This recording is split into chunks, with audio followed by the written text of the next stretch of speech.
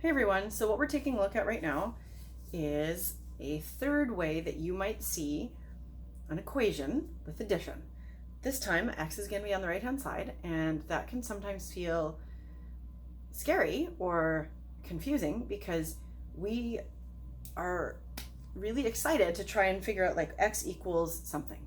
That's what we're trying to figure out.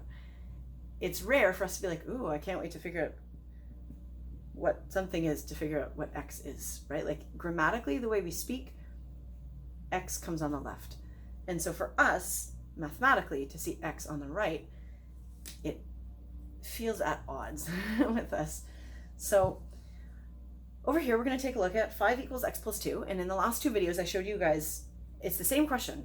It just looks different. It's in a slightly different spot. So that's what we're going to look at right now is what happens when you have an equation where the number's on the left, then there's the equal sign, and then the variable is just on the right-hand side of the equal sign, and then you've got your plus your number. So let's take a peek. We have 5 equals x plus 2. When this happens, again, we have to ask ourselves, what are we trying to do? We're trying to, everything on this side is worth 5. On the left, everything is worth 5 because it's saying 5. Everything on the right is actually also going to be worth 5, right? Like we don't know what x is worth, but everything in total, right? Like if I go like this, all of this together, this is all worth 5, and this is all worth 5. So our goal is to try and figure out what is the missing piece. How much is that missing piece worth? And so when we think about this, it's saying there's a total of 5. And underneath the 5, so I got 5, I got 4, 3, 2, 1, 0. Underneath the 5, 2 plus something is going to equal 5. So in order to do this question, we have to kind of, we got to get rid of the number. We got to keep x on its own.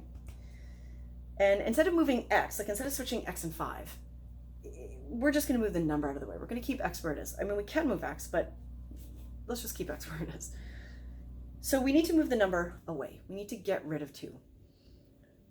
And so it's tricky because in order to get rid of 2, in this case, we have to subtract 2. There's times in other videos where to get rid of 2, you might have to add 2. If it's saying take away 2, you might have to add 2 to get rid of that number. So it's tricky because I think our default is just, oh, let's subtract. Let's always subtract. And for sure in this question, it's subtraction.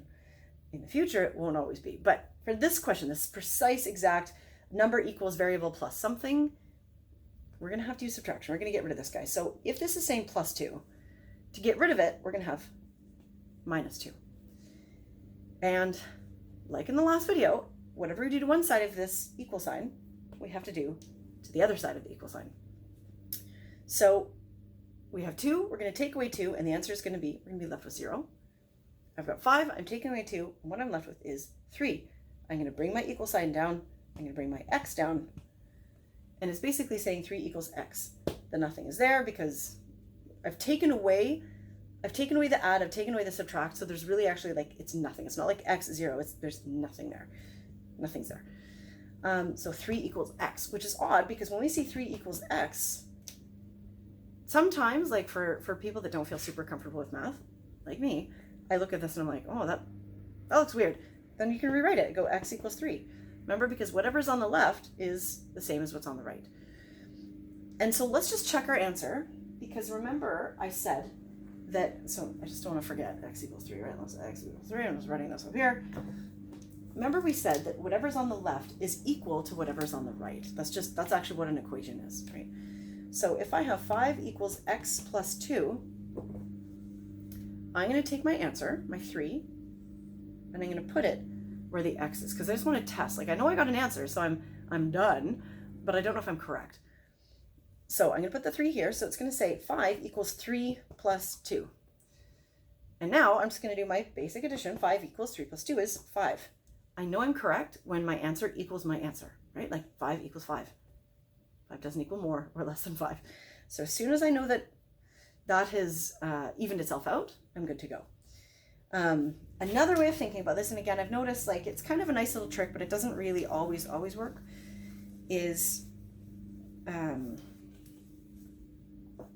let's say I'm taking this, and this is kind of like, I really need to do like plus 2 minus 2, but sometimes if I take this whole thing and I just kind of move it on the other side, then I've got the second remember the opposite of addition is subtraction. The second my addition comes to the other side, it becomes 5 minus 2 equals x. And then to me that actually looks, I don't know, it looks more mathematical, even though it's not really, it's kind of a trick. 5 minus 2 is 3, 3 would equal x. What you might be expected to do in your classroom when you have a question like this is to show your work. So you might be expected to have, so if, for example, if x plus 2, we're going to do minus 2, you might have the minus 2. Then you might have 5 minus 2. You might actually be expected to have it written out in that format. And I mean, I suppose that's good practice, but just for now, just the level that we're at right now, I think it's fair enough to say minus 2, you're showing your work. And so then we've got 3 equals, and this would be 0, bring down my x, 3 equals x. So this is how we handle one-step equation when the variable is just on this side of the equal sign. All right, good luck.